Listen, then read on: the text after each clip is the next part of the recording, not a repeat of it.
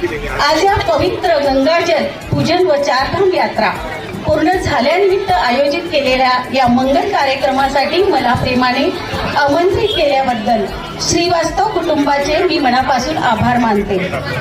ज्या गावात आज मला या कार्यक्रमासाठी बोलवण्यात आलं, याच गावात माझं बालपण गेलं आहे। या मातीशी माझे नाळेचे संबंध आहेत। इथली माणसं, इथल्या आठवणी आणि इथला जिव्हाळा हे सगळं आजही माझ्या मनात जपलेलं आहे।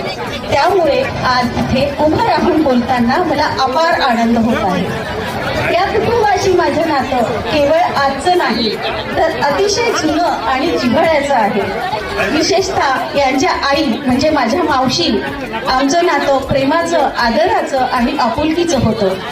मावशींनी आम्हाला नेहमीच खूप माया दिली, सन्मान दिला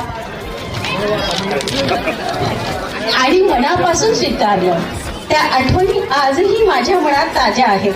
श्रीवास्तव कुटुंब म्हणजे केवळ एक कुटुंब नाही तर संस्कार आहे आणि एकोप्याचं सुंदर उदाहरण देखील आहे। आजच्या या काळात चार भाऊ एकत्र एकमेकांच्या पाठीशी खंबीरपणे उभं राहून आयुष्याची वाटचाल करत आहेत, हे खरंच अभिमानास्पद आहे।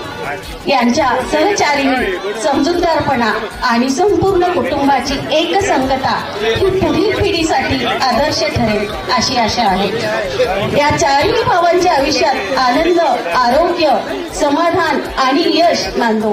कुटुंबातील नात्याची वीण अशीच घट्ट राहो आणि ईश्वर कृपेने यांच्या घराला सदैव सुख, शांती, भरभराटी नांदो हीच माझी मनपूर्वक प्रार्थना आहे। अशा प्रसंगी आपण सर्वांसोबत हा आनंद वाटून घेतो आहोत, यासाठी मी स्वतःला भाग्यवान समजते।